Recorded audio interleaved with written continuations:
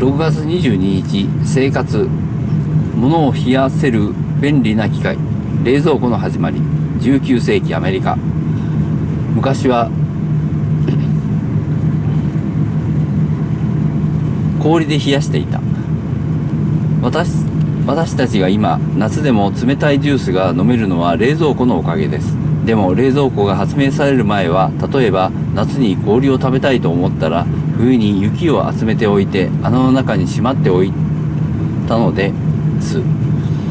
こういう倉庫は日本では氷室と呼ばれ、昔から作られてきましたが、実際に夏に食べられるのは身分の高い人くらいだったようです。自然の雪や氷を使わずに人間の力で氷を作ることが考えられるようになったのは今から200年くらい前のことになります。例えば注射をするときに肌をアルコールで拭いてもらうとスーッとしますね。これはアルコールが蒸発するときに肌の熱を奪っていくからです。これはアルコール以外の液体でも起こることです。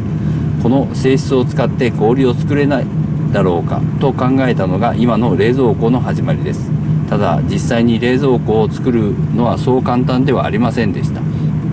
一番大きな問題はどうやってうまく液体を蒸発させるか、そして蒸発してできたガスをどう使うかということです。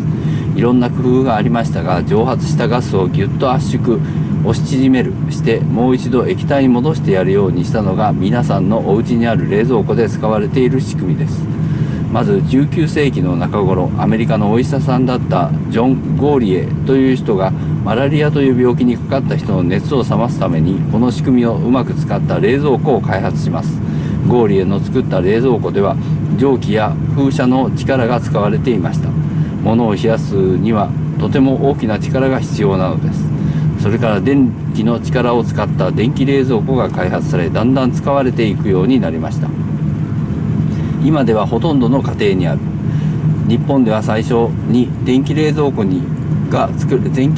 が作られたのは1923年です。でもその頃は電気冷蔵庫はまだ値段が高くてあまり売れませんでした。そのため冷蔵庫の代わりに木の箱に氷を入れておいて中身を冷やす冷蔵箱というものが使われることもありました。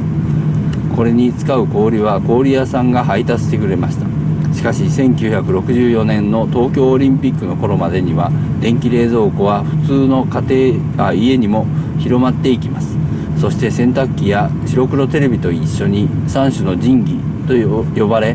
家庭の生活を大きく変えてくれるものとして受け入れられたのです。今ではほとんどの家庭に電気冷蔵庫があります。そして電気をあまり使わないような工夫がされたり、環境に悪い材料を使わないような工夫がされたりと、冷蔵庫は今も進歩を続けています。昔はこのように氷を入れて冷やしていたんだね。豆知識。